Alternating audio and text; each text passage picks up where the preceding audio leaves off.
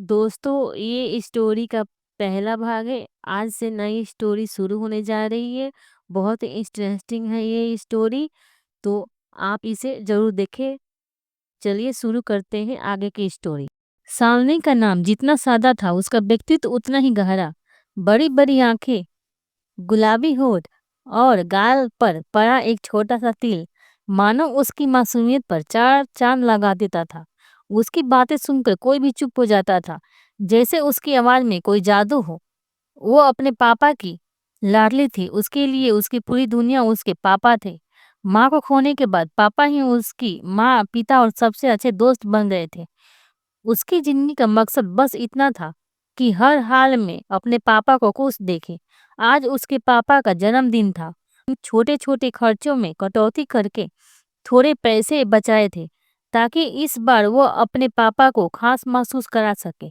उन पैसों से उसने एक छोटा सा केक खरीदा था। साली के हाथों में वो डिब्बा किसी खजाने जैसा था। घर लौटते हुए उसके चेहरे पर उत्साह साफ झलक रहा था। वो सोच रही थी, पापा जब मोमबत्ती बुझाएंगे और मैं गाना गाऊंगी, उनकी आंखों में वो चमक देखकर सारी थकान मिट जाएगी। लेकिन किस्मत को कुछ और ही मंजूर था। रास्ते में अचानक से एक लंबी चौड़ी काली कार उसके सामने आकर रुकी। ब्रेक की तेज आवाज ने सालनी का दिल दहला दिया। दरवाजा खुला और बाहर निकला निशांत सिंघानिया। सिंघानिया ग्रुप का इकलौता वारिस, शहर का सबसे बड़ा बिजनेसमैन और घमंड से भरा इंसान। उसकी आंखों में ऐसा अहंकार था मानो पूरी दुनिया उसके पैरों के नीचे हो। वो कभी कुछ कह पाता उससे पहले सालनी का हाथ कांपा और केक का डिब्बा नीचे गिर गया। डिब्बा खुला और केक जमीन पर बिखर गया। सालनी की आंखें भर आई। मेरा मेरा पापा का बर्थडे केक। लेकिन इंसान के चेहरे पर कोई असर नहीं। उसने हल्की सी हंसी उड़ाते हुए कहा, ओह, तो ये मामूली सा केक तुम्हारी खुशी थी? इतनी सस्ती खुशियां खरीद लेती हो तुम जैसे लोग। उसकी यह बात सालनी के दिल में तीर की तरह लगी। उसने आंसुओं को रोका और आंखों में सीधा देखा। पैसों से खरीदी गई खुशियों कभी दिल में महसूस नहीं होती सिंघानिया साहब। सस्ती चीजें भी कभी कभी सबसे कीमती होती है। निशांत का चेहरा तमतमा गया। किसी ने आज तक उससे ऐसे बोलने की हिम्मत नहीं की थी। जिंदगी में ऊपर चढ़ना है तो रोने धोने से नहीं, ताकत और पैसों से चढ़ते हैं। तुम्हारे जैसे लोग बस सपनों में जीते हैं। सालनी ने टूटा हुआ केक उठाया और बैग में रखा। उसकी आंखों में अब बेबसी की जगह आग जल रही थी। पैसे वालों का यही सच है। आपको लगता है कि जिनके पास पैसा नहीं वो कुछ नहीं, लेकिन एक दिन आपको पता चलेगा कि असली ताकत पैसों में नहीं, रिश्ते और इज्जत में होती है। निशान झलझला कर बोला, तुम जैसी लड़कियां मेरी दुनिया में कोई जगह नहीं रखती। अगर फिर सामने आई तो मैं ये तुम्हारा अहंकार तोड़ कर रख दूंगा। सामने ने भी दृढ़ आवाज में कहा, और अगर मैं आपके सामने फिर आई तो मैं साबित कर दूंगी कि आपकी सोच गलत है। दोनों अलग हो गए, लेकिन इस मुलाकात ने नफरत की चिंगारी जला दी थी। कुछ ही दिन बाद शहर का सबसे बड़ा बिजनेस इवेंट था। यहाँ बड़े बड़े उद्योगपति, नेता और समाज के लोग शामिल होने वाले थे। सालनी अपने पापा के साथ एक छोटे से काम के सिलसिले में वहां पहुंची। मंच पर भाषण देने के लिए आया निशांत सिंघानिया।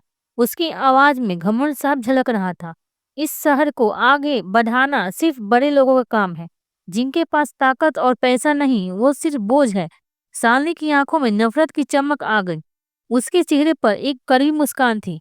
नजरें मिली और उस जैसे दोनों के बीच आग भर उठी। निशांत ने अपने मैनेजर से धीमे स्वर में कहा, वो लड़की फिर सामने आ गई।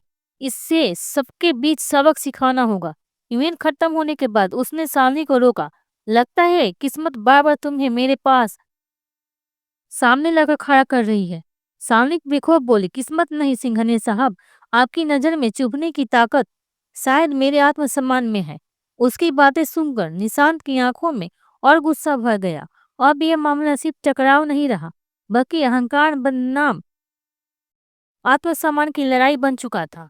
इसके बाद हर बार जब उसकी राहें टकराती, माहौल आग बन जाता। निशांत उसे हर जगह नीचा दिखाने की कोशिश करता, कभी पब्लिक में, कभी बिजनेस के बहाने। लेकिन सालनी हर बार डटी रहती, बिना डरे, बिना झुके। सालनी के लिए यह सिर्फ अपनी इज्जत और लड़ाई थी, जबकि निशांत के लिए उसके अहंकार का सवाल। लोग कहने लगे थे। ये लड़ाई अब सिर्फ शब्दों की नहीं बल्कि सोच की है। शहर में धीरे-धीरे चर्चा होने लगी। एक घमंडिया सिंघानिया और एक सादगी भरी लड़की की जंग। निशान को हर बार लगता कि वो सालनी को तोड़ देगा, लेकिन हर बार सालनी और मजबूत होकर सामने खड़ी हो जाती।